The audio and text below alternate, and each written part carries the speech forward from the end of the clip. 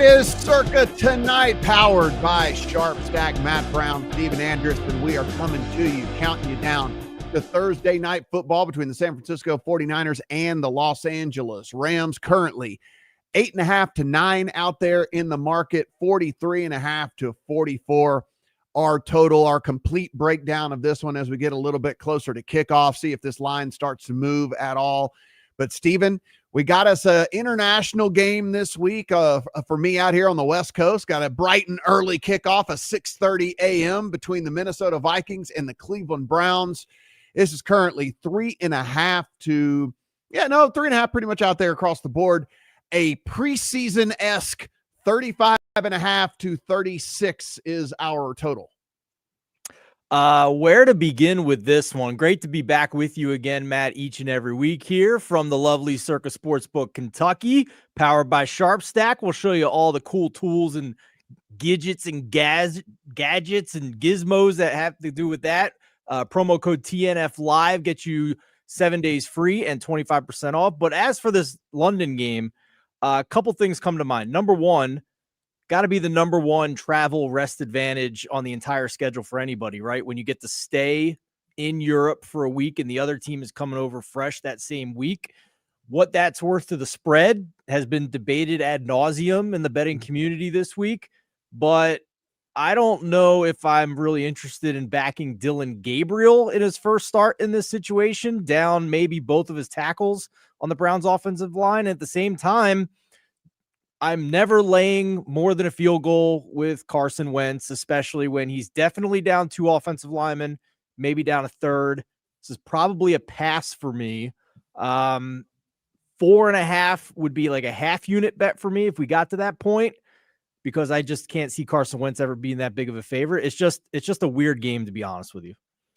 Yeah, no, it's very odd. I mean, there's some of the thought out there, right, where it's like some of these rookie quarterbacks do a little bit better in that very first start because there's not a lot of there's no real film on them, right? And so there's kind of that school of thought out there. I don't really buy into that all that much. I mean, there's enough film of these dudes in college and enough of all of that, in my opinion, for it not to really matter all that much. But I mean, for me, and the reason why the only click for me could be on Minnesota, not only is Cleveland starting the rookie quarterback for the first time, Steven, but I mean, this receiving core is beat up to hell and back. Like I don't know who he could possibly even have any rapport with really at this point. And I will say this: as good as Cleveland's defense has been, Minnesota's defense has been pretty good as well. And so I know they're going to be down a couple of dudes, but I think that this is still a defense that can go in for a rookie quarterback making his first start and make his life miserable. So I would love a 3, not going to get it for sure. If anything, this probably goes the other direction. So yeah, it'd be laying it with Minnesota or pass for me. I think that there is a decent, argument to be made for even as low as this total is for an under, because Cleveland's defense is pretty good. Minnesota's defense is pretty good. Carson Wentz is still Carson Wentz. It's a rookie quarterback making his first start. And unless we get a pick 6, fumble, scoop score, like any kind of stuff like that, I mean, this has like 17-10, 17-13, like written all over it. Yeah. I mean, you might be able to hit the under with a scoop and score in this one. Been a lot of talk about Flores against rookie quarterbacks this week. Cleve TA had a good stat here. Flores against a rookie quarterback since 2019 is 6-2-2 against the spread. Now, whether that's all because he's facing a quarterback is another discussion. The quarterbacks in those games, 41% success rate, which is below average, but it's not horrible. It's not like bottom 10 over the past 4 year type of thing. 32nd percentile in terms of EPA per drop back. So it's not great, but I agree with Cleve TA, who said it's better than I thought it would be. So maybe it's overstated a little bit, that storyline, especially if on the other side you have Myles Garrett pass rushing against a depleted Minnesota offensive line and a quarterback who's extremely sensitive to pressure. We saw that in the Pittsburgh game a week ago. So I'm just going to go back to what I said. For me, we're just going to disagree on this one. I'm just never going to lay this many points with Carson Wentz, even though I know the rest of, like last week, it was 2.5. We're under the key number of 3. I was wrong. Didn't work out, but above this key number of 3 with Carson Wentz at this stage in his career with a depleted offensive line, it's just a no for me. Let's head to a game that is dealing with some injuries as well. Miami is on the road at Carolina. Of course, everybody has seen by now the absolutely gruesome leg injury to Tyreek Hill, and Carolina dealing with some injuries in their backfield. Chuba Hubbard doesn't look like he's going to go here for Carolina. So 1.5 in favor of Miami on the road at Carolina, 44.5, the prevailing total. Steven, I know a lot of people are going to wonder about if this is a teaser leg on the Carolina side. It's an interesting game mainly from how is Miami going to fill the gap of Tyreek Hill. I know he wasn't having a monster season or anything like that, but he still brings a presence to the field that defenses have to adjust for. I know Malik Washington going to try to step in and fill that role. It's not a one-to-one exchange, in my opinion, for those dudes. And everyone's making a big deal about Darren Waller coming back. I mean, he caught 3 passes. It just happened to be that 2 of them were for touchdowns. I mean, it's not like he didn't go like 7 for 85 or anything like that. I mean, that's not what went on there. So what say you here as the Dolphins head to Carolina? Well, it's never going to be Tyreek Hill, but I think probably Nick Westbrook-Akine is the new vertical threat for Miami. Just from a same game parlay standpoint, I was really hoping we get like an over under 2.5 receptions. So you can kind of do the under receptions, over yards, alts, and get some crazy odds out of the parlay machines. But I don't think we're going to get that here with the over under 1.5 receptions. I bet the Dolphins last week against the Jets, -2.5, won the bet, but felt pretty fortunate about winning the bet. I mean, they were negative 1.7 net yards per play.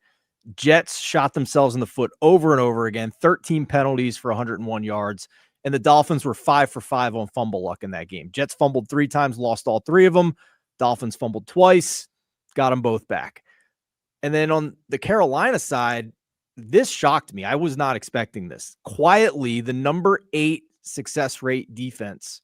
Let me just double check whether that's overall or drop back. But regardless, it's basically the corners have been playing pretty decent for Carolina this year. So without Tyreek Hill, with the struggles the Dolphins have already had this year, I felt like they were pretty lucky to win last week. I'm just kind of out. It is overall. Carolina's defense overall this season is number 8 by success rate allowed. So it's just never Miami for me in this game. Teaser for Carolina would interest me here. I think that's a decent one this week. I don't really see Miami winning by a lot here. I don't know. Maybe I'm wrong about that. I was kind of uncomfortable saying it, to be honest with you, but because I like Mike McDaniel, but the teaser seems to make sense here. Traditional teaser leg, low total. Yeah, I think that, I mean, I have a lean towards the under as well in this one. I mean, like I said, I think Carolina's defense is like a little bit better than we thought. I do wonder how this Miami offense is going to function without Tyreek Hill out there. Tua Tagovailoa has actually been one of the worst graded passers in the NFL through the first 4 weeks. We're looking at, there are 34 qualifiers if you put in at least 60 dropbacks, and he is 29th out of 34. Ahead of only guys that you would, Bo Nix's, Cam Ward, stuff like that. I mean, these are the dudes that Tua is ahead of. So I don't know how points are going to come in this one. So a decent lean towards the under for me there in that one as well. Let's head to Las Vegas on the road at the Indianapolis Colts. This is currently sitting a touchdown at most places out there. There's one, 2 expensive 6.5s. If you take a look around 47.5 to 48 is our total. Of course, if you want to shop the lines, you can do that over at SharpStack. Go in TNF Live. If you want to take advantage of a 25% off code for whenever you become a subscriber, and listen, you're going to become a subscriber. We also get a free week if you want to check things out, but trust me, you'll definitely like everything that you're getting from them over there. As Steven kind of shows you, you can compare and contrast all the different books out there. If you don't happen to live in a Circa market, all the big national books available there on the site as well. So, Steven, Geno Smith has been just absolutely atrocious so far. We talked about those 34 qualifying quarterbacks on the passing grade. Yeah, Geno Smith is 32nd, ahead of only Cam Ward and Aaron Rodgers. He is throwing interceptions left and right. He seems a tad late on everything. He hasn't really been able to have any sort of connection with Brock Bowers, who might be injured in all of this. So there's a lot of things going on. I completely understand this touchdown line here for Indianapolis. It's going to be in everybody's teasers this week. I think that is a very good teaser leg for most people. If you want to get that thing down to, 2.5, whatever you want to do. Again, you don't have to ask the books for the full 6 points. And I actually am coming around on Indianapolis. I mean, at least from the offensive side of things, I think they're definitely legit. I think they're for real. I think they're legit. I redid my power rankings this week, and they made it into the top 10. I think the offense is legit. I think they were actually, you can make an argument that they were unlucky not to win at the Rams last week, which is saying a lot. Yeah. Now, but you know me, like I'm going to be interested in buy low spots on underdogs when I feel like it's gone a little too far. And all your concerns about the Raiders are valid. But I also can look at last week's game and say, in a pick'em game against the Bears, Geno threw 3 picks and they had a field goal blocked at the end. And otherwise they would have won the game, maybe easily. So am I buying low on Geno and hoping he bounces back? Absolutely. Maybe he's just dust. Maybe he's washed. I'm not at that point yet. Certainly concede that they're down another offensive lineman this week in Colton Miller with their tackle, which is not great against, Latu for the Colts is quietly the number 3 edge rusher by PFF so far this year. So it's not great, but on the Colts defense, this is a Colts defense that is 25th by overall success rate, 31st by rush D success rate. If you strip out the turnovers for every team, it's the number 19 defense by EPA per play allowed. I think the Raiders can move the ball in this game still. They have the weapons. If Geno can protect the football, 7's a lot here to me. So I was interested. I took the 7, and here we go. We'll see how long it takes for Geno to throw a back-breaking pick and screw this up for me. I just thought 7 was too much. So, I mean, I guess my question would be, if I'm doing some pushback here, is what would make you think that they're going to be able to move the ball on the Colts when they couldn't move the ball on the Bears? And so, I mean, the Bears have a bad defense as well. The Bears, by the metrics, have a worse defense than the Colts do. And the only reason they were able to do anything is Genty breaks off like, a couple of big runs in the game and things like that. I'm curious as to what makes you think that Geno is going to put it together this week when he hasn't been able to put it together all season long and leads the NFL in interceptions. Number one, the Colts are down one of their corners, and he's a good one, Kenny Moore. He's probably not going to play this week. If he plays, then that obviously changes things for me in my mind. But also, I would push back that the Raiders didn't move the ball last week. I knew he threw 3 picks and wasn't exactly efficient, even though he completed 67% of his passes. But, overall in the game, they were still plus 2.7 net yards per play against the Bears. At 6.9 yards per play. A lot of that was Genty rushing. I concede that. But the Colts are a bad rushing defense. So I don't see any reason why they're not going to be able to run the ball again this week with Genty if they want to against a bad rushing defense. So that's kind of where I'm at. That's where my belief is at. Obviously, I am submitting to the turnover variance gods here, and Geno hasn't really been there to do that so far. So if you go bigger sample size beyond this year, Geno has been much, much better in a dome than he has been outside, and we're in another dome here. So that's where I'm at. I certainly understand it's a plug your nose special for sure, and the Raiders haven't shown us what we thought they would coming into this year. I just think we're at the peak of the market value with the Colts at this point.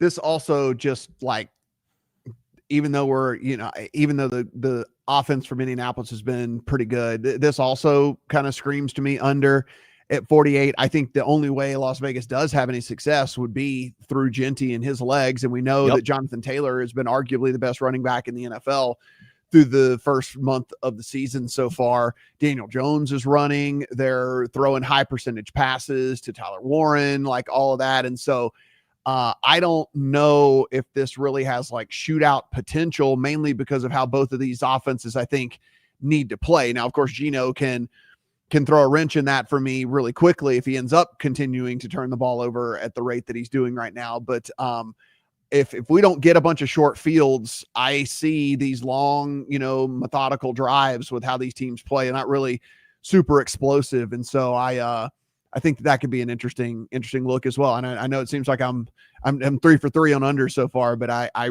think that's kind of how this game probably plays out. I have no pushback there. I think that's a really good look, mostly because I agree with you that I think the Raiders found success running the ball last week and should again, and that should elongate drives. Fewer drives usually means fewer points. Yeah, it's and they should if they got something going with Genty, they should certainly go back to it, right? Because it wasn't working with what they were doing before. They definitely need to do that. All right, so let's head New Orleans, hosting the New York Football Giants. The New Orleans Saints are 1.5 to 2 point favorites in this one over the New York Football Giants, a total of 41.5 to 42. Of course, this is Jackson Dart's second start. Unfortunately, he will be making that start without Malik Neighbors, who went down with an ACL injury and is done for the season for this New York Giants squad. New Orleans probably been a little feistier, I guess, than we would have expected so far, though that is not equaling wins or anything for them, but hasn't been quite as grotesque as I think that some of us thought that the Saints were going to be. I agree. I bet them to win this game.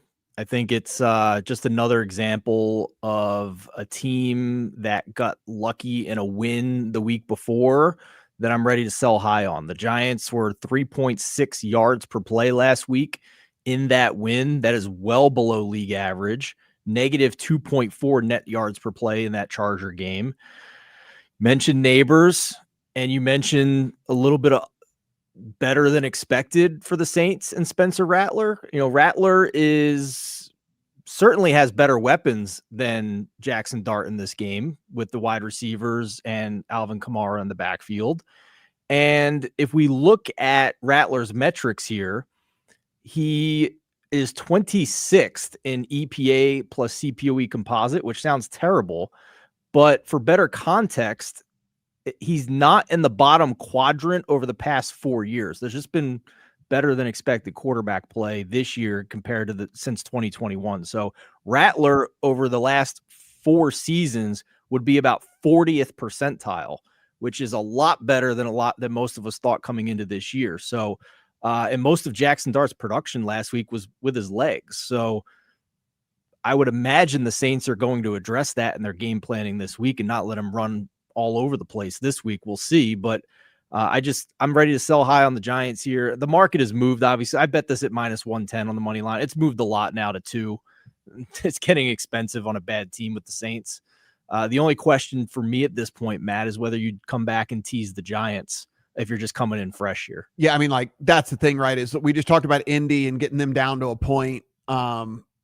I mean, the Giants, or even if we're talking about, and again, we'll circle back around to talking about tonight's game. But if you want to like open some teasers tonight on a Thursday night football game and taking the Rams down to 1.5 or 2 points or 2.5, depending on what line you're looking at out there, I think that this is a very prime candidate. And we're talking about a game with a 41.5 to a 42 total.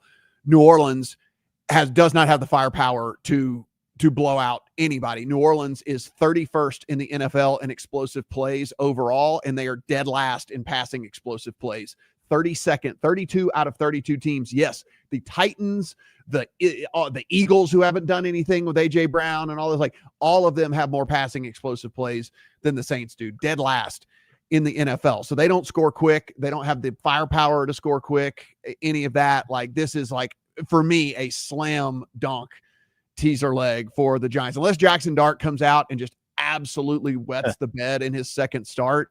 But this Saints defense doesn't pose any sort of threat for that to happen either, really. So, I think, you never want to lose Malik Neighbors, but it's like, if you're in your second start, he's probably going to be throwing a whole bunch of high percentage passes. I mean, like it's probably going to be all the little stuff over the middle to Wan'Dale Robinson and running the ball a ton, and maybe even him running the ball a ton as well. And so I do not see this getting outside of 8 points in any stretch of the imagination. This kind of has like whoever has the ball last walk-off field goal vibes to it, to me, like that type of deal. You would imagine with the Giants pass rush that it would be difficult for the Saints to win by 10 points here, minus some crazy special teams or turnover variance. And you talk about that game last week and whatever, that's what won them that game last week. They were in Herbert's grill. They were in Herbert's grill the entire game. Like, I mean, they were all up. Yeah. They made his life miserable. And, you know, that's Justin Herbert. If they can do that again, this is Spencer Rattler. He's not going to be able to handle it as well as Justin Herbert for sure. Point of order here. You brought up an interesting note. You've been out in Vegas for a long time. I know the idea of betting a teaser and keeping one of the legs open has been a thing in Vegas for a long time. I'm not familiar with it in these other parts of the country where, you know, online sports betting has been more recent. Do you know if that's something Circa offers? And for the people that aren't familiar, explain how it works. Yeah, no, they're not gonna. It pretty much can't even do that at any of the legal shops anymore with all of that. I mean, the one advantage that you do have with just like getting, you know, basically if you use tonight's game as your hub, is basically like your anchor in some teasers, you at least know where you stand heading into the weekend, right? I mean, if the Rams get home, Steven, that creates you an incredible amount of leverage that you could have in some of these games where if, you know, 3 more days of information to prepare. 3 more days of information. The lines could move more. You could come back on the other side. If you want to try to middle, if you want to, whatever, you can in-game middle, like there's all kinds of stuff like that you can do, which is why, you know, again, if you really like a Thursday night teaser and then you come in and just make it with 2 or 3 of these games that you might like somewhere along the way, it does open you up for some interesting stuff that you can do throughout the week. Now, you got to be paying attention a ton and you got to be watching some of these games live, and there's a little bit of work that goes along with all of that. But like I said, I mean, I really like it tonight anyway. I really spoiler alert, Matt and I both like the teaser tonight. Just spoiler alert. We'll get to that at the end of the show. I mean, I really like the Rams to win by at least a field goal in this game. Like, and you know, we'll get to that a little later, but boy, it would shock me if that part of the teaser didn't get home. And so already having one leg cashed on the Thursday and then heading into Sunday with all those other legs really gives you some interesting options. Yeah, I'm right there with you, buddy. I like where your head's at. All right, Dallas Cowboys on the road at the New York Football Jets. This is 2.5 in favor of the Cowboys on the road. 47.5 to 48 is our prevailing total here in this one. Dallas Cowboys lose CeeDee Lamb, and Pickens decides that he's actually going to be a true wide receiver one for the first time in his life. And Steven, I got to admit, I really did like what I saw from him. I liked the contested catches. I liked the way that he was kind of playing with a little bit more swag and less of that, like, you know, chip on the shoulder thing that he was always doing when he was in Pittsburgh. And I thought it was a pretty good showing from him. And then the Jets just, you know, use the Monday night to give you the miracle backdoor teaser cover, because Justin Fields at any given point can take the ball 45 yards to the house, because that's what he brings with his legs. 2 terrible defenses. So that's why we have a total sitting at 47.5 to 48.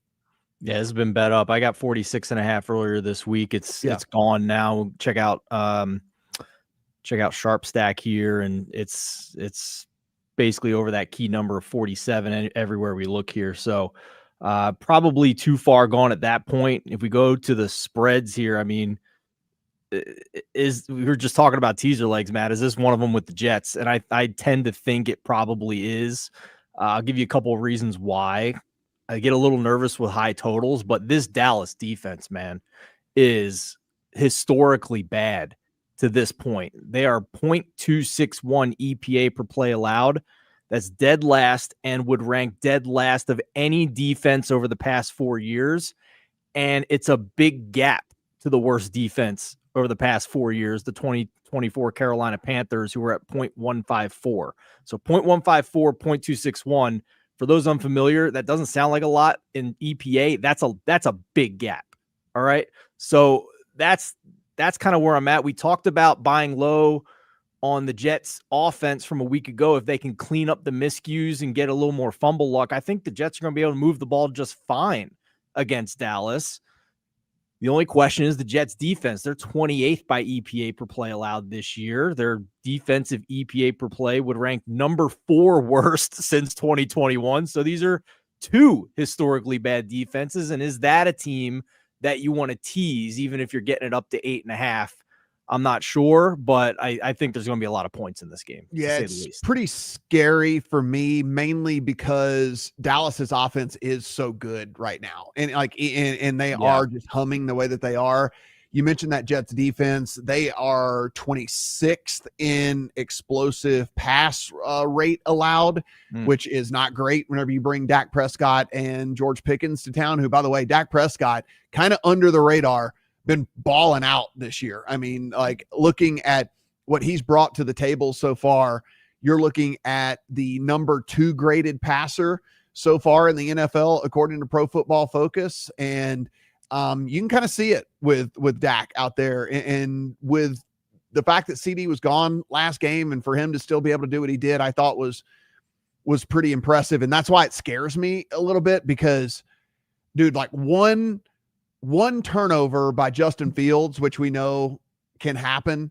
Like, one turnover by Justin Fields could have this a double-digit like win for the Cowboys, like, pretty easily. And that's the scary thing. I don't know if the Jets stopped the Cowboys at all. And that's not to say that the Cowboys stopped the Jets, but I think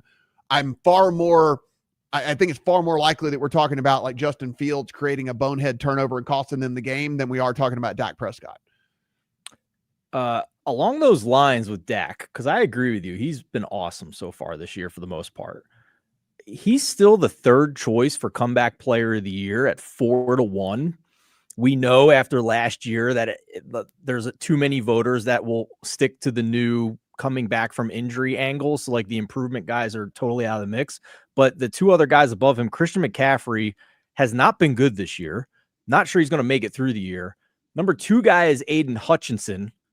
This has typically been a quarterback award, not a defensive comeback player of the year award. So 4-1 3rd choice is really interesting to me in the awards market right now, depending on whether you consider Daniel Jones a legitimate candidate or not. I mean, we have to see what voters think. He didn't play a full season last year. I mean, is he in the suck improvement category, or is he in a hurt category I don't know, but I think Dak is probably more likely than Daniel Jones. Yeah, I don't think they're going to give it to Daniel Jones. Like, I don't think that's I think by the rules that they're not going to do that. And honestly, he was benched last year, right? It wasn't an injury. Yeah. Okay, so he's out then. The thing for me is, it all depends on where Dallas ends up, I think, from a record standpoint, because I think what the Lions have shown is the Lions are really legit, and we'll talk about them a little bit later, but the Lions are super legit. And because the Lions are super legit, they're going to be there at the end with one of the better records and stuff. And so Hutchinson could shine a little bit more. If Dallas is, 6-11, right?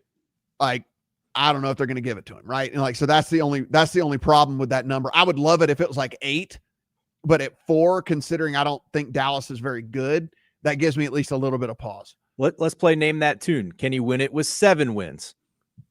I think he's got to get to, I think they got to get to 5. I think they got to go 9 and 8. I think 8 and 9 can still do it, because Burrow did that, right? They missed the playoffs. They missed the playoffs at 8 and 9 last year? Or no, they had a winning record, but they just missed the playoff. But they had a winning record last year. Okay. All right. Well, I still say 8's enough. You say 9, but point taken for sure. They can't be bad and him win this. They can't be bad. Yeah, they can't be trash for sure. And Fair think enough. that they're going to get it. And the defense is, boy, he's going to have to score a lot of points. That's for sure. All right, this is probably the interesting line of the week. The Houston Texans on the road at the Baltimore Ravens. This is out to 2.5 at a couple of the books out there. 2.5 in favor of the Texans on the road over the Baltimore Ravens with a total of 40.5 to 41 out there in the market. It does not look like Lamar Jackson is going to go. It looks like there is injuries all over this Baltimore Ravens team on the offensive side, on the defensive side. They did get Linderbaum back at practice today, so that's at least one of the things looking up for them. But outside of that, it looks really, really bleak for this team. And I think it's pretty telling as to how much the market thinks these injuries are going to matter, Stephen, that this is at 2.5, when how terrible this Texans team has looked on the offensive side of the ball. Matt, we've seen some line moves on injuries and injured quarterbacks in recent years doing shows together. We've seen 7-point moves, 8-point moves. Can you remember a 10-plus point move? Because I can't. I mean, that's where we're at right now. I can't remember one.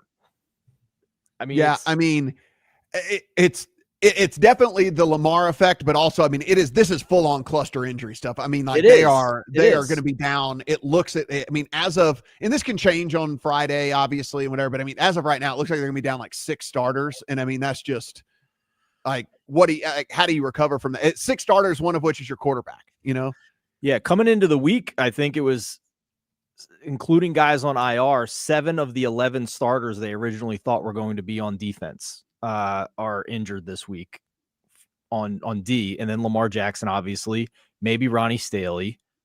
I mean, I don't know what this has been a popular spot for sharp bettors to attack, is when they feel like the line movement is overreacted to a quarterback injury, but it's not just a quarterback injury, to your point. So I don't know would you bet Baltimore at +3? If it goes to 3, would you do it? That's where we're at now, because it's never Houston for me at this point. That's the question, because you're never betting them at 2.5 right now. It would have to be at the full field goal. My problem with Cooper Rush, and this offense functions because Lamar is able to be Lamar, and the defenses have to focus on him, which is what opens stuff up for Derrick Henry. This Houston defense right now is just going to clamp down, because they don't have a true number 1 wide receiver who can go out and just burn a defense left and right, you know? Mm-hmm. And so that's the problem is they're just going to load the box. Derrick Henry's going to get bottled up, and then Cooper Rush is going to be asked to beat this Texans team whenever they're, playing man and one-on-one. And maybe he can do it. We saw flashes every now and then when he was with the Cowboys, but the Cowboys had better talent at the wide receiver position than Baltimore does. And so that's my hang up with this, Steven. It's just like, if you're Houston, you know exactly what you do.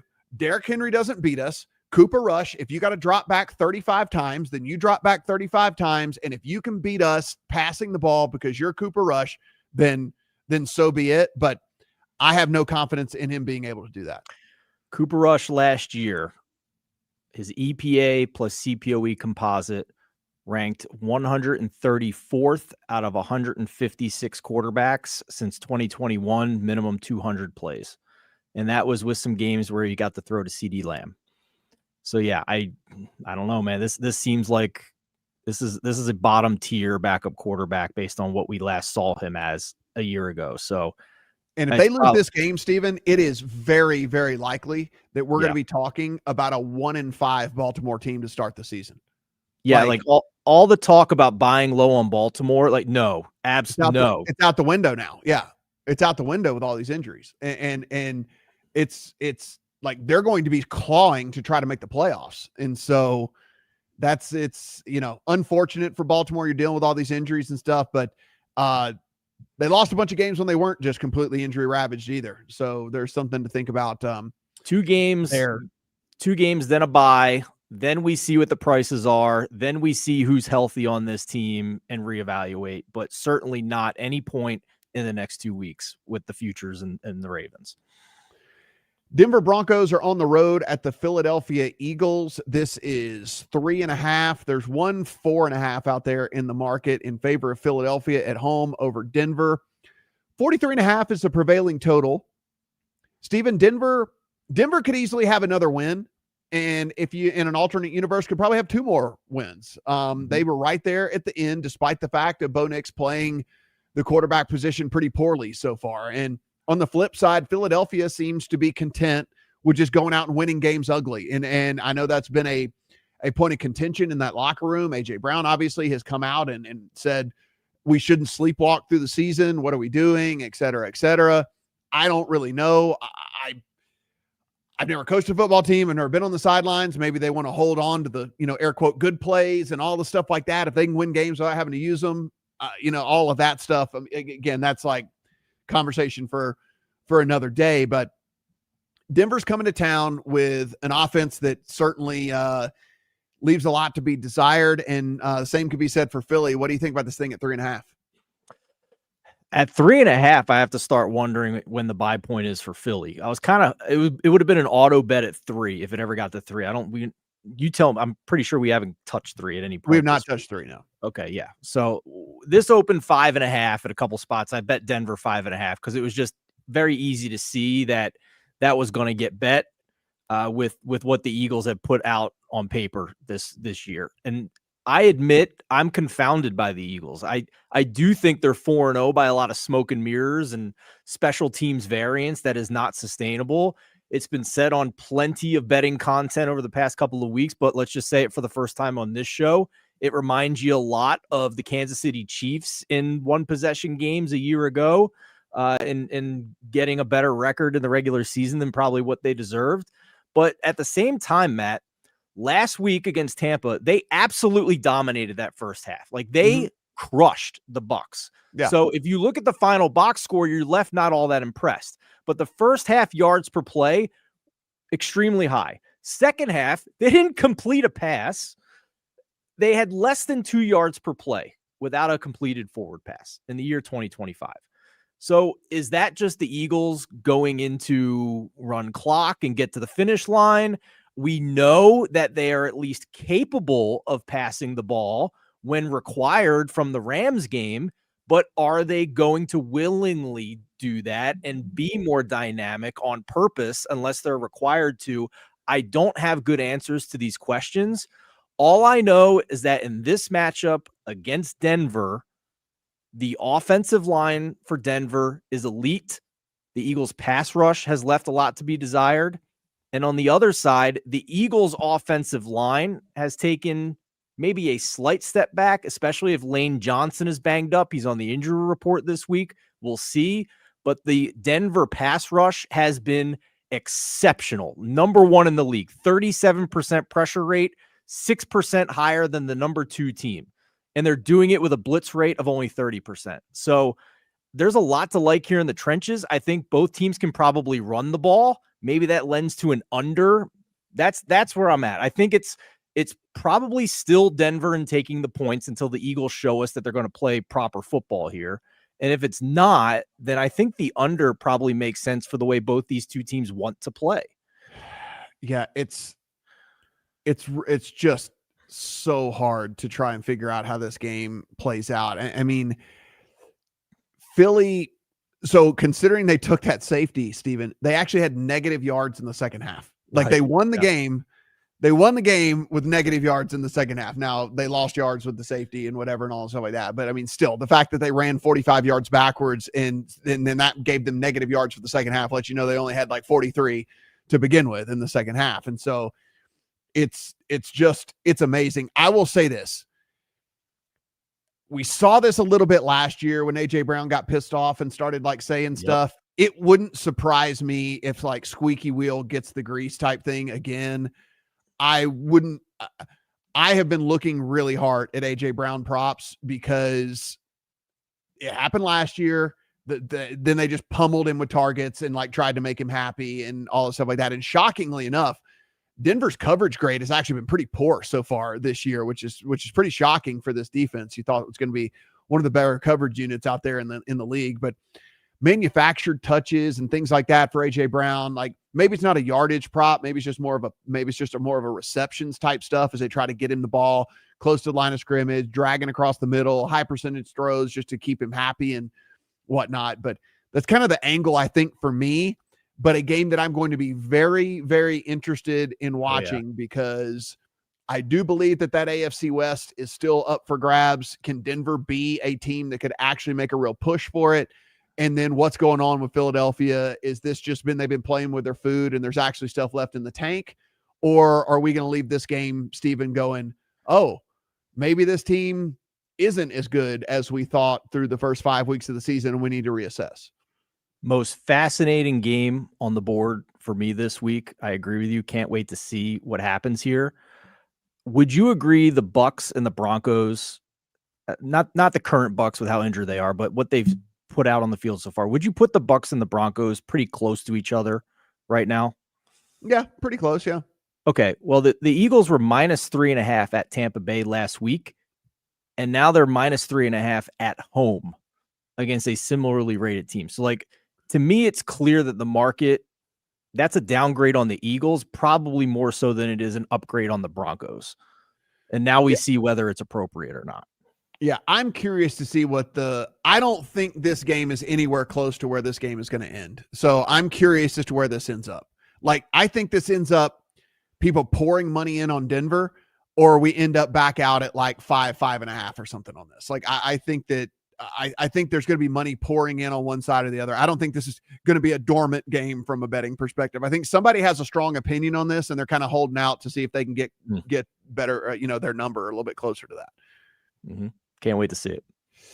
All right, Tennessee on the road at the Arizona Cardinals. This is 7.5 in favor, 7.5 in favor of Arizona at home over Tennessee. 42.5 our prevailing total. If anybody has the Arizona Cardinals left in Survivor, here is your play of the week. The Tennessee Titans are by far the worst team in the NFL at this point. If you go down and scroll down, just pull up any metric and then scroll down to the bottom, and you'll find the Titans at either dead last or second to last. Like, they have been that god awful in every aspect of football so far through 4 weeks. And so, Steven, I mean, it's the slam dunk. I've already used the Cardinals, so I don't have them available, but it's the slam dunk survivor play of the week. It's the slam dunk teaser leg of the week. There's all kinds of things that, like, the ways that you can play this game, but Tennessee is very, very unlikely, even with an uninspiring Arizona team, going to be able to go on the road and pull the upset here in this thing. Yeah, when I say my prayers before bed, I'm going to talk about how grateful I am that I get to tease a Titans opponent down just to basically beat the Titans. I don't know if we're going to get that the rest of the year. To your point about scrolling down and seeing the Titans at the bottom of every rankings, I try to take it a step further this week and see if they are just bad for this year or bad historically. And it's worse than I thought. The Tennessee defense would rank worst among every defense from 2021 to 2024 by EPA. So it's more than 150 defenses. The Tennessee offense would also rank dead last since 2021 by EPA, and their offensive line's pressure rate allowed would also be dead last of any offensive line since 2021. It quite literally cannot be worse than this, Matt, somehow. And they haven't fired the coach yet. I don't see any reason why it's going to get better. I don't see any reason to add further analysis to this game. Tease the Cardinals down basically just to win a game and move on with your life. But I don't know what the market has seen in betting the Titans this week, because there's actually been Titans money this week. I think it got up to 8.5. We've come down closer to 7. So there's certainly been interest in the Titans this week. You tell me why, because I don't get it. I mean, Arizona's on their third string running back, maybe. I mean, because Trey Benson goes on IR after James Conner's gone for the season. I don't think that that's worthy of line moves or anything. I mean, beats me. Maybe it just comes to the point that people see a total of 41.5 or 42 and just say, okay, 8 is too many no matter what. But boy, said the same thing about the Texans game when the total was in the 30s. Yeah. And the Titans were a 7-point dog and they got shut out. So I think at this point, even though, again, Arizona's offense has been uninspiring, we would take it over the Texans offense. Like, that's for sure. Cardinals offense also looked just fine first 2 weeks of the season against a couple other cellar dwellers in the Panthers. Who's the other one? Panthers and the Saints. So yeah. I don't get it, man. I really don't. So again, and if you have them in Survivor, click the button, feel good about it. Like, just click the button and move on there. If you lose to the worst offense and defense of any team in the past 5 years, just tip your cap. Yeah, it just is what it is. Tampa on the road at Seattle. This is 3.5 in favor of Seattle at home over Tampa. 44.5 to 45 is our total. Tampa just continues to be all kinds of beat up. Then on Wednesday, Baker Mayfield listed on the injury report Baker's going to play. Baker plays through everything, but a biceps and a knee thing and all of that. And I mean, that even if he's going to play, that can't be great. I mean, if your quarterback is dealing with 2 different injuries and all that. So, I mean, if you'd have told me Tampa was going to be a 3.5-point dog to Seattle before the season started, I would have beat you into, I would have unloaded the account on the plus 3.5. But, maybe this makes the account still once I get a little bit more clarity on Baker and who is and not going to be in for Tampa and all that, Steven. But it's just, another one of those teams. Are not as bad as beaten up as Baltimore or San Francisco, but they're probably third in the pecking order of teams that are just like beat to hell and back. Yeah, I mean, this was an early week bet for me because you could kind of see the injury stuff coming for the Bucs. It was briefly below the key number of 3, but with that being said, I agree with you. It's only Seahawks still at this point. I have not had a lot of success playing the other side of steam when it's been because of injuries. Getting the best of the number on an injured team, that has not gone well for me over the past 4 years. So kind of out of doing that anymore, to be honest with you. Why not just find the plus money, whether it's 3.5, whether it's 4, don't lay the juice, take some plus money on Seattle. And if these injuries are legit and for real, then this defense looks phenomenal.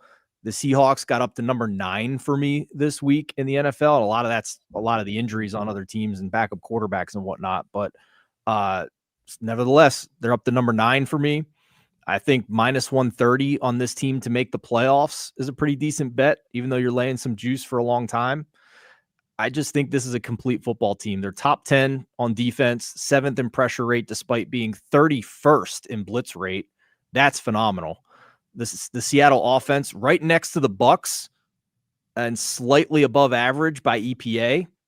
But the Bucs have been very inconsistent. The Bucs have decent EPA, but a very low success rate.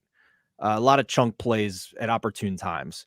Seattle has an above average EPA, but also a slightly above average success rate. So they're consistent down to down with Sam Darnold and moving the ball as well. So I think this is a great spot for Seattle.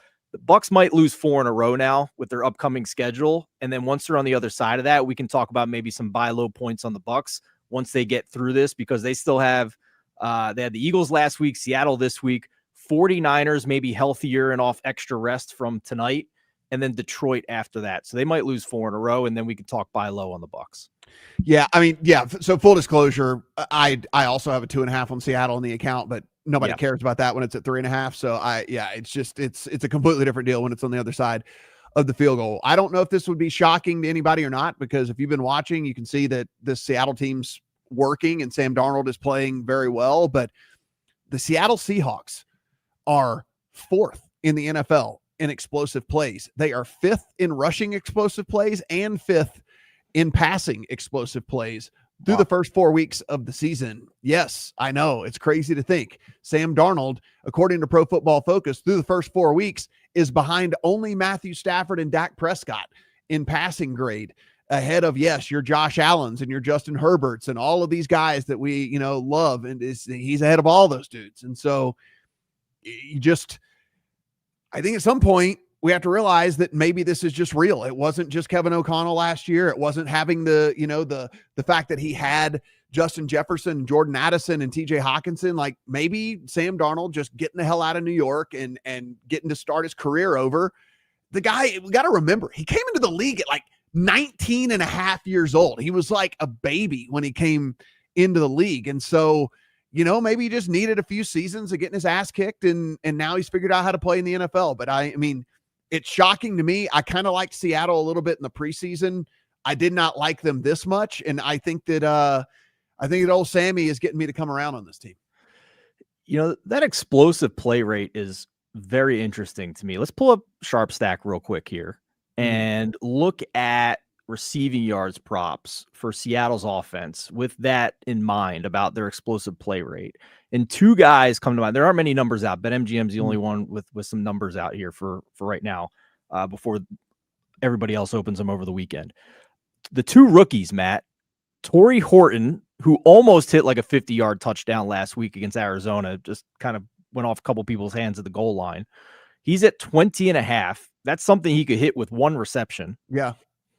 And then their rookie tight end, Elijah Arroyo, who got more involved than at any point in the season in that Cardinals game, sitting at 15.5. I don't know who the number 2 pass catcher is on this team.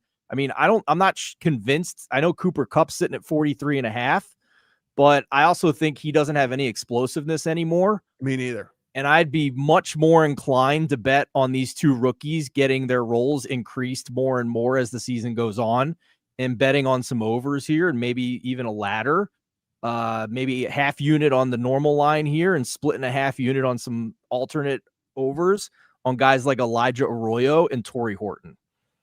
I honestly don't hate that at all. I think Horton by week 8 is very clearly the wide receiver 2 there, because Cooper Kupp just has nothing left. Like, it's just, I think Horton just needs more reps and needs to be in the thick of it a little bit more. But I cannot imagine that he is not your clear number 2 very soon. I might have to bet this every week too until they move it. Like, for reference, Puka Nacua went from over under 6.5 receptions to like 8.5 in a couple of weeks. Yeah. Jackson Smith and Jigba still sitting at 6.5. And he's your number 2 receiver in the NFL behind Puka Nacua. And he's high volume. Yeah. You know, he's going to get if he doesn't get 10 targets every week, it's a weird game script, right? So that feels good to me too. So that's very interesting with this offense at this point, to say the least.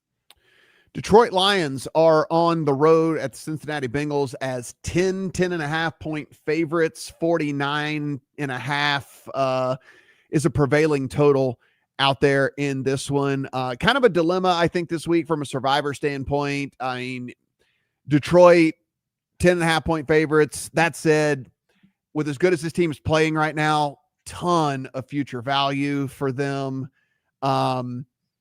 If you're playing in Circa, obviously they're one of the wild card teams that play, you know, they're kind of the Swiss Army knife. They play on both holiday weeks. So you have them to choose from, maybe if you need to, on both of the holiday weeks. So they provide a ton of value from that aspect. Didn't even cross my mind to play them this week in Survivor, Steven, just because I love this team so much with the way that they are playing right now, and the way Dan Campbell has really gone in and shown that it's not the coordinators. Like, he understands how to run a team. And you're talking Tampa in week 7 at home, Minnesota in week 9 at home, the Giants in week 12 at home, Dallas in week 14 at home, Pittsburgh in week 16 at home. Like, tons of home games in the dome with this offense clicking the way that it is to use this team. So I don't know how you power rank Detroit this week, but I love them. They're going to win the game. But I think that it's probably more valuable to have them in one of these weeks moving forward. So I'm in a spreadsheet every week with 7-8 people that's ranking 1 to 32 every week. I was the only one that put the Lions number 1 last week when they beat the Ravens basically at full strength. And I, again, was the only person to have them number 1 this week as well, despite the Ravens injuries. Everybody else still has Buffalo number 1. I think that defense has some questions when you're talking about playing the other elite teams in the league. I don't know. Am I crazy? Am I on an island here with making the Lions the number 1 team in the NFL right now? No, I mean, so again, where's the pushback? Because I mean, is it because at this point it could only be Bills, right? Because there's no other team that has. A couple people I'm looking at here in my friend group have the Rams ahead of the Lions right now. I would argue the secondary for the Rams is a little weak. Yeah, I mean, so here's where I'm at right now. And while I didn't get as aggressive as you with the Lions, I have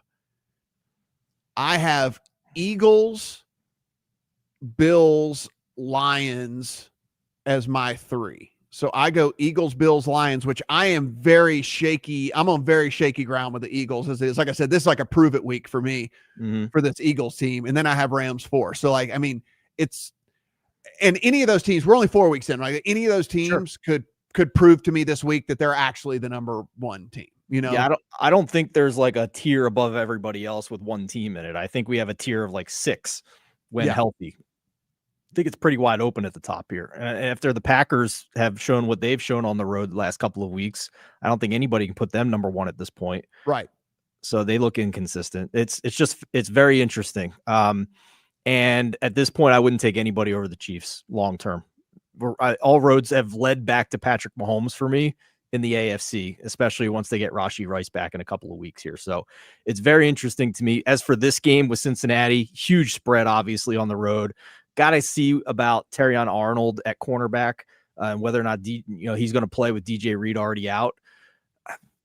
Jake Browning has looked horrendous against Brian Flores and a Vance Joseph defense in back-to-back weeks. Is it going to get better against this Lions defense and their pass rush?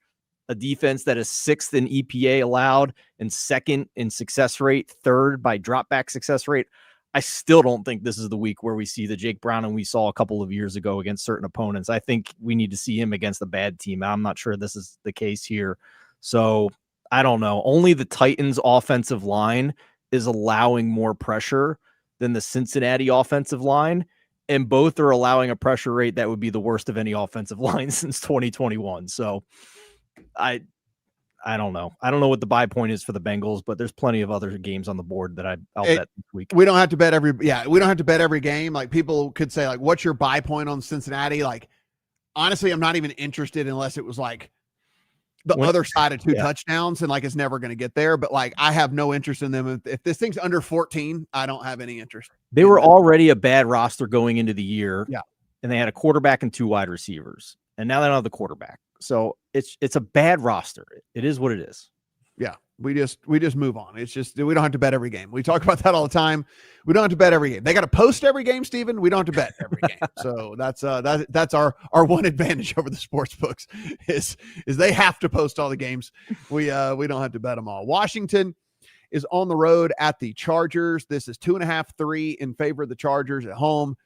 47 is a prevailing total, a couple 47.5s out there in this thing. So looks like Jaden Daniels is going to go. Officially. McLaurin and Brown not going to play. They didn't travel with the team today out to LA. So they are out in this one. So Jaden Daniels is going to come in. He's going to be playing with, 3rd string wide receivers out there. So more power to you in that one, Steven. I mean, I'm not in love with this Chargers team, but boy, if you can't get it done here, maybe we got a little above our skis here with how far we were going to go with the Chargers. Yeah, the only concern is the offensive line injuries with the Chargers. I think Pipkins has been fine replacing Slater if he's going to go. We'll see if Becton comes back, if he's going to play or not. I think it was a concussion, and this is the 2nd game out, so got to monitor that. Joe Alt will not play at right tackle. But if they have Pipkins and Becton, they move the ball fine against the Giants. They move more than 6 yards per play. They just turn the ball over against a fierce pass rush. So I like Dorrance Armstrong for Washington, but this is not the same pass rush. Their secondary is really soft in coverage. The pass D is 28th by EPA, 22nd by success rate allowed.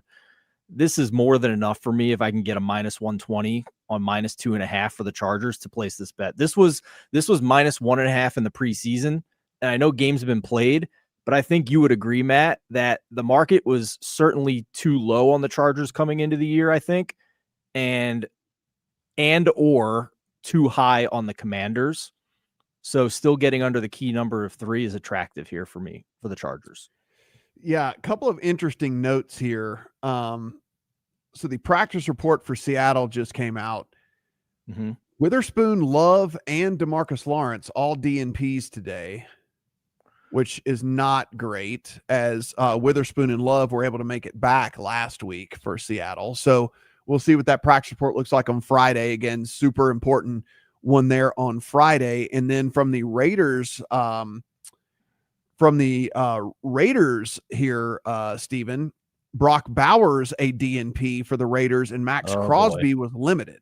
So not the greatest. Seven's not looking great, as great as it was 15 minutes ago, buddy. Yeah, not the greatest news there for both of those. Again, it's only Thursday. Things can change on Friday and all that, but just something to pay attention to tomorrow, guys, if you're looking to bet those games. But I mean, my problem with Washington here, yeah, you got Deebo Samuel, but he's not like a true wide receiver. He's he's gadget guy. Steven, Jaden Daniels is throwing to Jalen Lane and Chris Moore, by the way, don't forget McCaffrey, still in the league, by the way. Don't forget Luke McCaffrey. Yeah. Chris Moore is still in the league, by the way. Yeah, that's like, I mean, wasn't it Seahawks, right?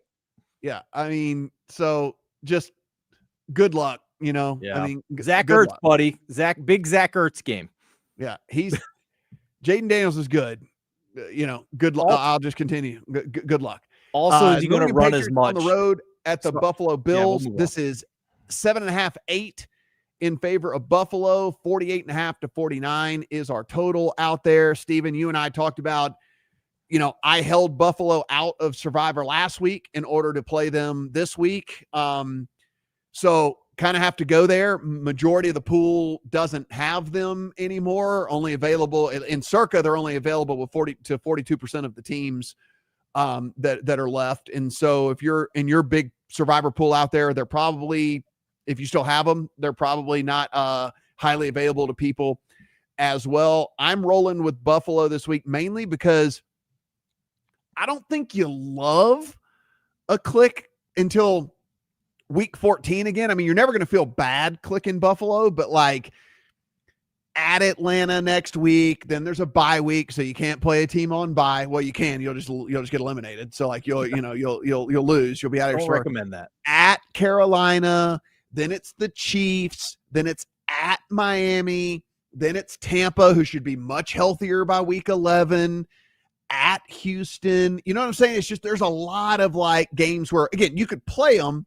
You're just not going to like love the click until like week 14 when it's Cincinnati. And so I'm just going to roll them here in week number 5 at home against a Patriots team that I actually think is pretty decent and whatever. And I don't know if I want to mess with the Patriots later on in the season, man. I think the Patriots might be feisty. So I'm going to try to get them a little bit early here before Steph Diggs really gets going in that offense, before they really make the change away from Rondre Stevenson to Travion Henderson, all these things that I think that they will eventually end up doing. So Buffalo's a play for me in Survivor. I think it's fine in a teaser leg, all of that. I'm not willing to lay the 8 though. Survivor follow-up question. Yeah. I know you're not using Lions because of holiday slate with Circa. What about the Rams? Are you holding out for that game against the Saints? Is that why you're not doing any Rams? Yep. So I kind of have my week 8. Week 8 and week 9 are kind of already set for me. I'm going to use the Colts in week 8 against Tennessee. I'm going to use the Rams in week 9 against New Orleans. So that's why Indianapolis is not a consideration for me this week, because I agree. If I can pick on Tennessee, I will play against Tennessee as many times as I could possibly play against Tennessee. And so Colts week 8 against Tennessee, Rams week 9 against the Saints is kind of how I have my map. So I've kind of mapped out through week 9, and that's the way that I've got it mapped out. Okay. No arguments for me. I thought that was why with the Rams, but just wanted to ask. Yeah. This game, I think there's going to be a lot of points. Now, we have to caveat what we've seen with the Patriots offense and Drake May being very high in all these metrics, with the fact that he's played a soft schedule to this point. He's played Vegas, Miami, Pittsburgh, and Carolina. It's probably as soft as it gets through 4 weeks.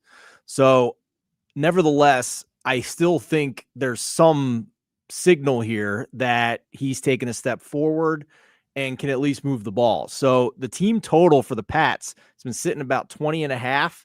I bet that earlier this week at -105. I like that. I think there's, to use what you like to say, Matt, I can paint myself a couple of different ways this gets home. Just with maybe the Bills defense being inflated, showing some cracks in recent weeks, and maybe the Patriots just keep this game close, which you would think would mean that it's higher scoring because the Bills offense is magnificent. So that's maybe one way it gets to 21. The second way is the back door. I mean, they could be up 14 late. Yeah. And we know the Pats can move the ball very well against defenses that either aren't talented or not trying hard. So I think you can get there a couple of different ways. I liked it more than the full game total, but I certainly wouldn't argue with anybody that just want to bet the full game total. And we're going to have to come to we're going to have to be able to come to the agreement here. And I say not me and you, but I'm talking about the football world. Like, Drake May's good. And Drake May's going to be, I think Drake May's going to continue to get better. I mean, they loaded up on defense in the offseason this past year because they were like, okay, listen, what can we do is keep these other teams from maybe scoring a ton, and that'll help us win some games. Where I would be shocked if they didn't load up on offense this offseason, and Drake May gets a couple of new weapons and maybe another offensive lineman along the way. And I don't know, man, the Patriots might be building something yet again where we're talking about them being really, really good for 4 or 5 years in a row. I think Drake May, I think he's that guy. I don't think that this is a mirage.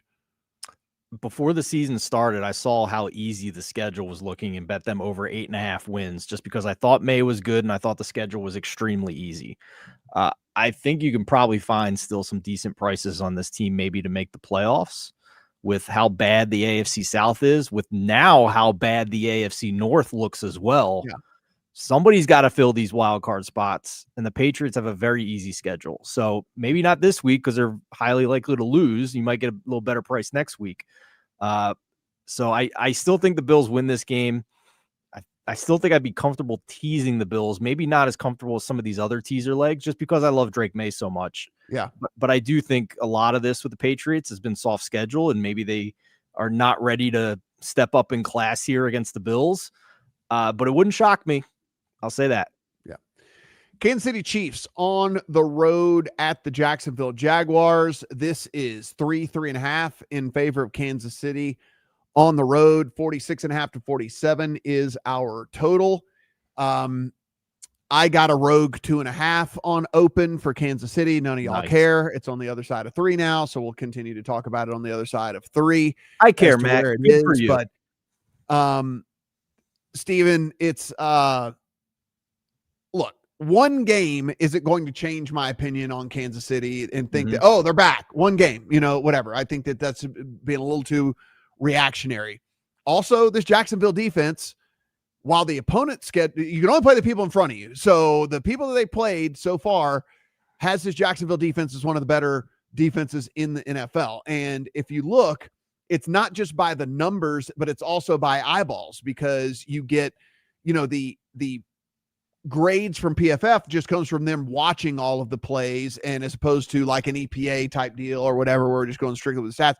Jacksonville Jaguars number 4 defense in the NFL, according to PFF, through the first 4 weeks of the season. Agree, disagree, whatever. It doesn't really matter. That's what they say. And it's pretty good across the board from a pass rush perspective, from a coverage perspective, and maybe it masks a little bit of the warts that you get from the offensive side for the Jags in this thing. That said, at the under 3, it was an easy buy for me on the Chiefs. On the other side of 3, it's a little tougher for me to get there. If this thing landed on a field goal, wouldn't surprise me at all with how good this Jags defense is playing right now. But what say you? I've been willing to buy the Jags in recent weeks against lower tier teams in the league. Bet them last week against the Niners as well. Yeah. The Niners banged up. I think I'm only interested in the Chiefs here. And I think I've been pondering it all week. It's been mostly Jag support to this point, so I can wait and see if cheaper 3 pops here. I'd pay probably minus 120 on the 3. I'm just waiting to see what we get. But I will probably have a bet on the Chiefs if the 3s stay. I'm going to poke a little bit of a hole in this Jags D. I think they're much better than last year. That's clear. I don't know if they're this good, though. The defense is third in drop back EPA overall, but they have been feasting on turnovers. If you strip out turnovers for every team in the league, the Jags drop from third to 19th in drop back EPA per play allowed. They are +9 in turnover margin through 4 games, by far the best in the league. They're +4 in fumble margin as well. So have fumble luck going. Last week against the Niners, they were -1 net yards per play. They got a special teams touchdown. Not saying they wouldn't have covered. They were 3.5-point dogs, but I'm not sure they deserve to win that game. And then you and I have talked for weeks about Trevor Lawrence. I wanted to dig a little bit deeper into Trevor Lawrence and see what I found with his numbers through the first month compared to quarterbacks over the past 4 years. He's 25th this season by EPA plus CPOE, but actually 49th percentile when grouped with all the other quarterbacks over the past 5 years. So that's average. But his -5.7 completion percentage over expected, only 6 have been worse since 2021. My hypothesis then, Matt, is that this is just Liam Cohen kind of propping him up, getting some run after catch stuff to boost this EPA to mask the CPOE. That's the only explanation I have, because he's not completing passes at the rate he should be based on the expected completion percentage. So I think they're getting away with bad Trevor Lawrence play, and I think the defense is benefited from some turnover variance. And this typically is a spot where I'm willing to sell high on a team, and I get Patrick Mahomes on the other side. Yeah, like I said, under 3, I'm perfectly fine playing the Chiefs. I don't think that number's coming back. A flat 3 juiced is fine, I think, too. On the other side, I do think it gets a little interesting. I'm not going to dismiss this defense quite yet. And even so, there's nothing to say so far that this Chiefs defense is going to be able to just exploit defenses left and right. I mean, like we've seen Xavier Worthy came back, and sure, there was a little bit of a spark there from that aspect. But I mean, everybody's been lighting up the Ravens. I mean, everyone has been torching the Ravens. Sure. So, I mean, that's what do we take from that? I mean, like, this Ravens team is like giving up 1 trillion points so far this year. And so I don't know. I think that this game is by far the most interesting game of the week for me. Like, I mean, like I am, okay. Both of these teams just like go out there and let me know. Are you for real? Are you not for real? What am I dealing with? That's kind of what I want to know. This game and the Denver Philly game for me. These are the top 2 for me, where I got to see what's going on here for sure. Okay, let's get to the game that is happening tonight. Glad that we hung out, because there is some line movement going on out there. You can find a 7.5 on the Rams. You can find an 8.5 if you want to take San Francisco. So the market is a point apart out there in the market lows and the market highs. 44 is 43.5 to 44, about the equal number as far as that goes, as far as what you're going to get from the total. So, I mean, like I'm like I said, still on, as long as this thing stays below 9, Rams and a teaser all day long.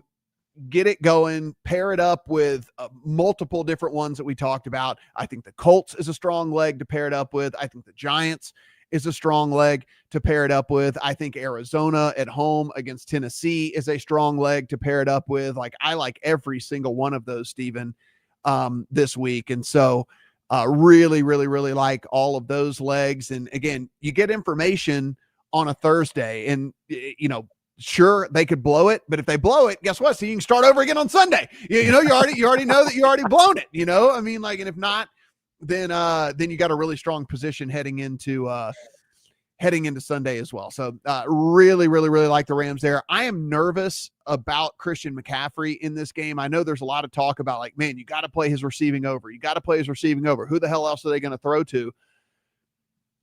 I think there's a world that exists with how beat up this team is, with it being a short week, and understanding how important Christian McCaffrey is to this team, Steven. And you can tell me, I know you're a 49ers fan, but like, if they're down 17 in this game, I mean, like, are you really just running Christian McCaffrey out there over and over and over and over again? Like, I just don't know, man. Like, I think there is a world that exists where we get a decent amount of Brian Robinson Jr. in this game. So I'm a little weary of McCaffrey props because they're so inflated because of how injured this team is and all of that I can't get there with him tonight. So off the top of my head, there haven't been many games over the past couple of years with Kyle Shanahan where Christian McCaffrey has been healthy and the Niners have not been competitive in that game. Right. There hasn't been much overlap there. So this is kind of a new situation.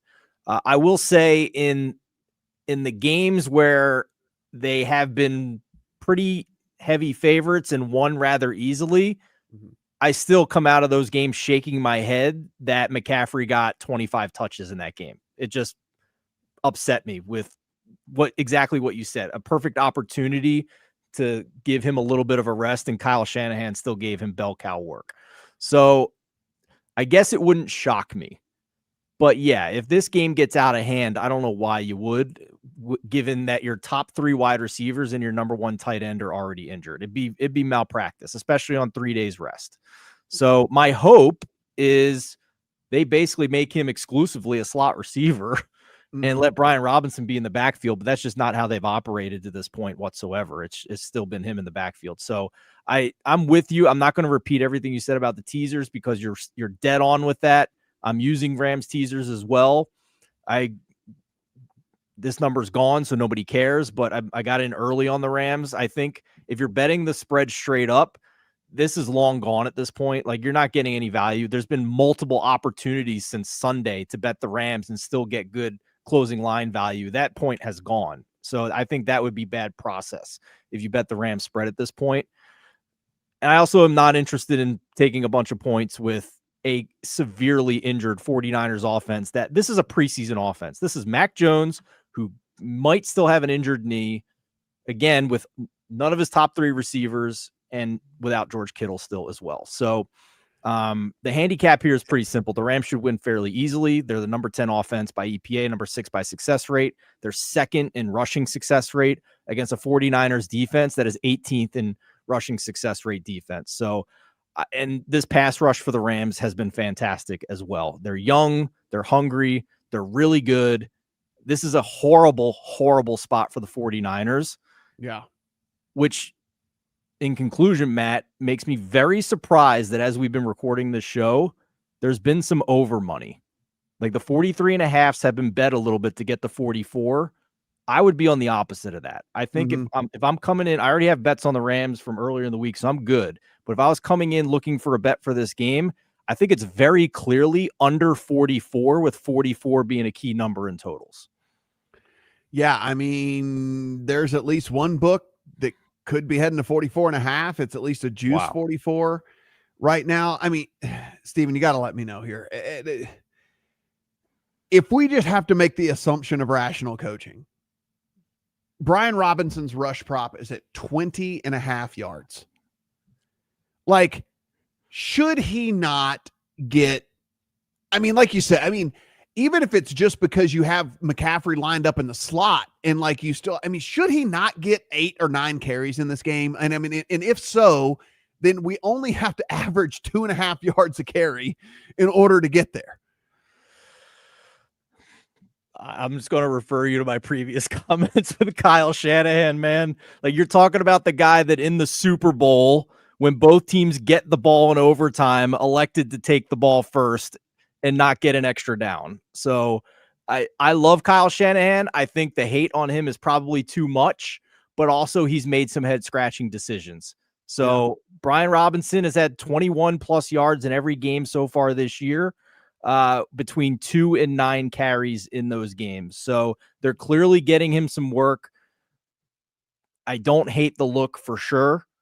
Under 20, I think, would be a fair bet. I wouldn't bet the 20.5s. I mean, we're using SharpStack here. Again, promo code TNF Live to get 7 days free and 25% off.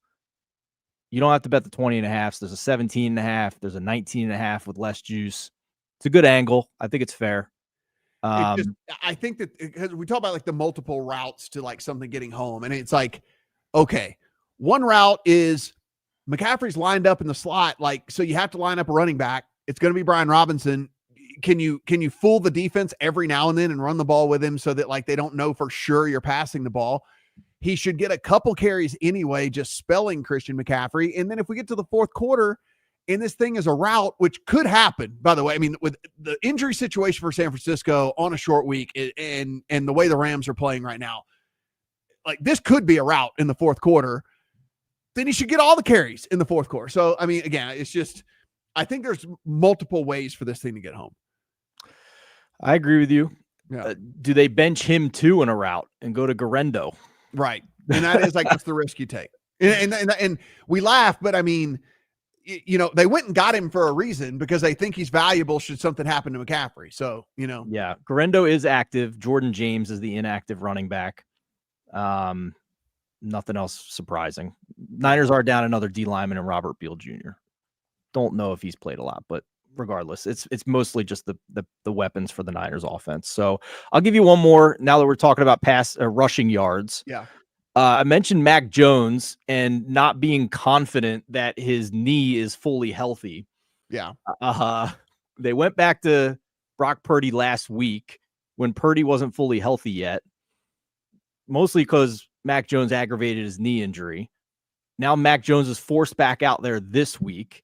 Now he does not have an injury designation on the report, but he was on the injury report at least, still with that knee.